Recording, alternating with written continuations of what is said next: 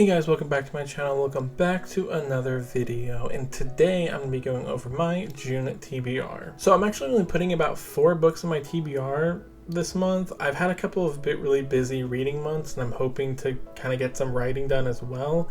So my reading will take a bit of a back seat.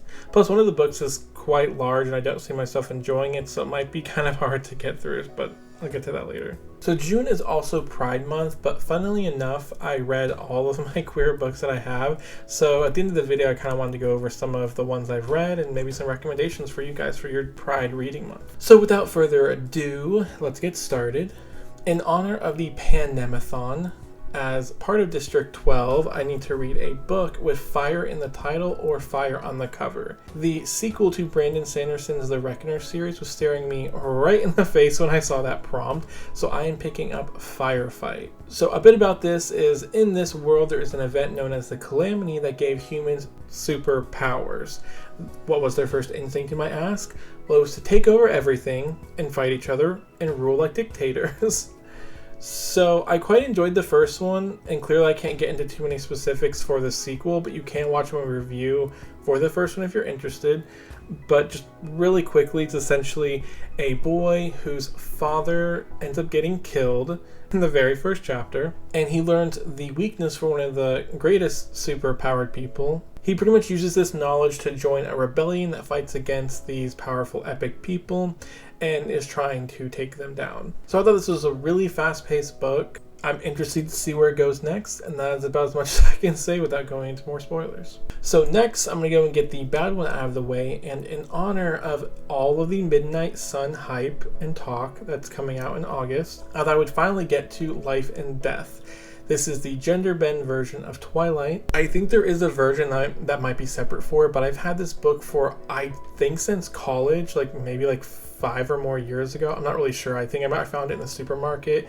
And it's kind of annoying because it's got the first Twilight book, but then if you flip it over and read it from that way, from backwards forwards, it's the Life and Death. So it's just this ginormous book that's attached to the first Twilight, and it's kind of really annoying to hold and read, but I digress. I'm only about 1 chapter in, 22 pages, and I'm already not having a lot of fun. I haven't read these books in forever. I'm considering revisiting them before or after Midnight Sun, but the stories in the movies are always kind of a guilty pleasure to me. I think something about the world of Forks seems to kind of sit in this sort of timeless moment in the world, and that isn't really too modern. It lets me sort of zone out on this sappy story.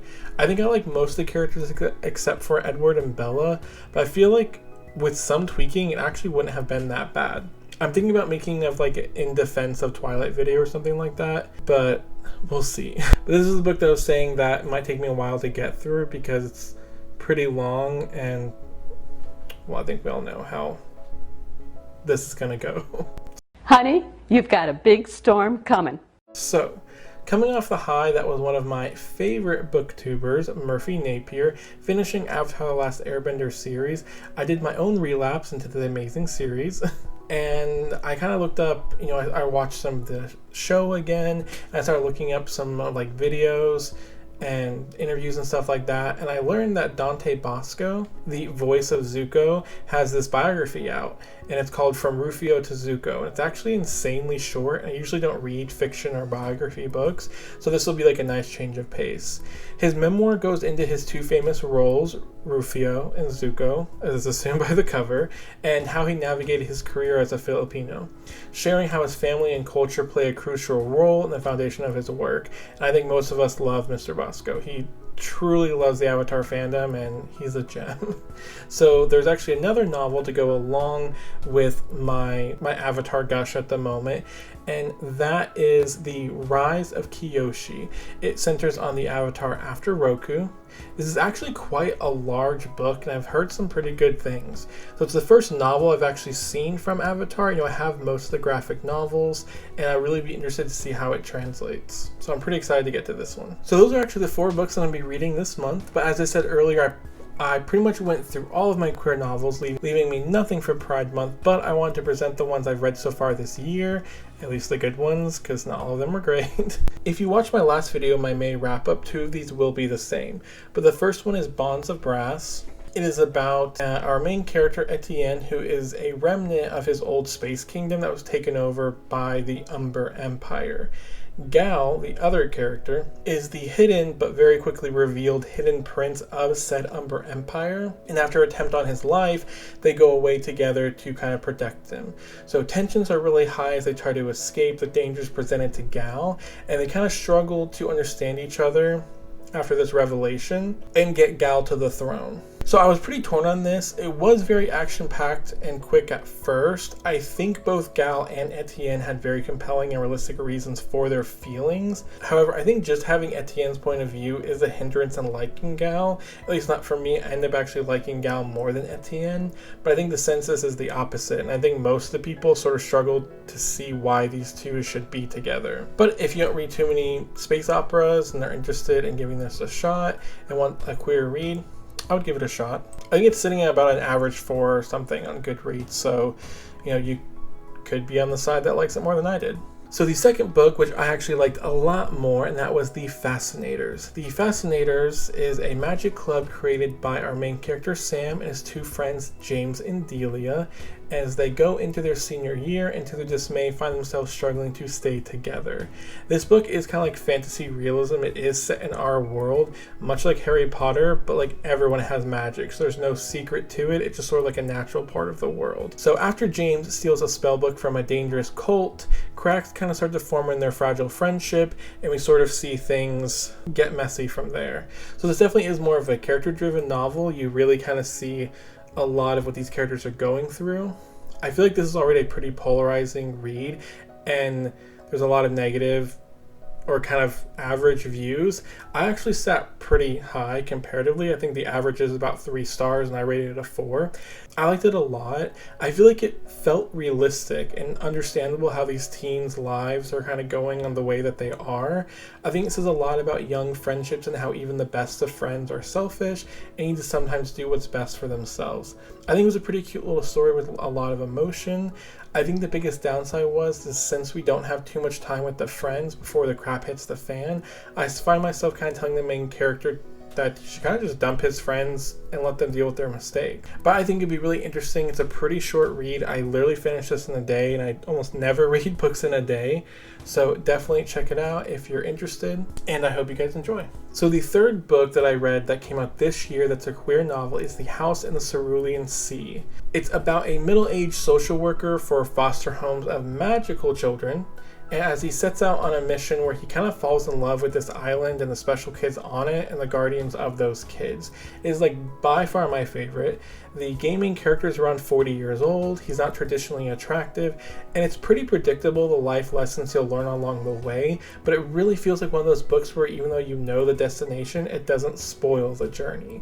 It feels really wholesome and a really nice like feel-good read. So if you want something lighter but still queer, I would definitely recommend that, especially since it is June and it's kind of summertime. This book is perfect for that because it's on an island. So I have a couple more recommendations that I didn't end up reading this year, but I still liked and enjoyed. I'll start with the controversial yet spicy one, and it's the Captive Prince series.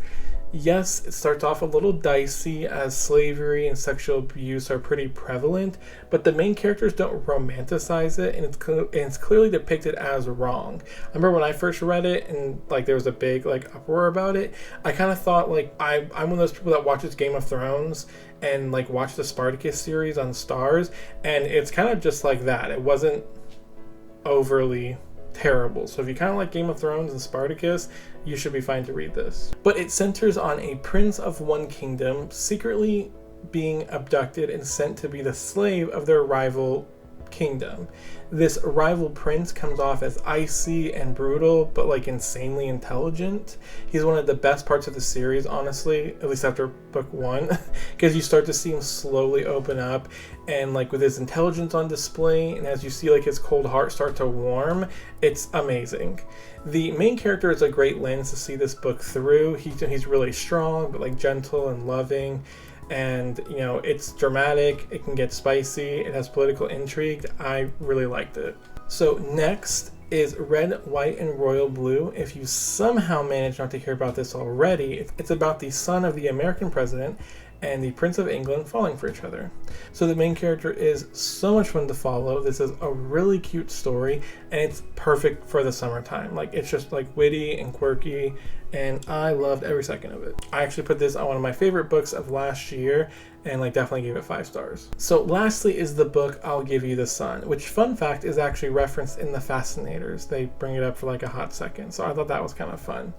But I'll Give You the Sun is a dual perspective of a sister and a brother, the brother being gay, as they both struggle to come to terms with the death of their mother. Some struggle with their identity, and their art is actually pretty heavily inspired on like artistic people. So I really like that part, being an artist myself. It's definitely one of my favorite books. It's beautiful. You'll cry tears of happiness and joy, and then you'll cry some sad tears. But honestly, I think I did a video. I never ended up publishing it, but it was a recommendation. It's like, what book do you think everyone should have on their shelves? And I feel like this is perfect. Even if you're not looking for a strictly queer novel, I think this is a really beautiful book, and I recommend it to like almost anyone. As long as you don't have any problems with contemporary novels, I would recommend reading this book. So that is it for my June TBR / some queer recommendations for those people wanting to pick up something for Pride Month. Let me know down in the description what you guys plan on reading. If you have your own video for your TBR, go ahead and link that so I can go check that out. And let me know if you've read any of these books and what you think about them. Thanks, I hope you all have a great day. Bye now.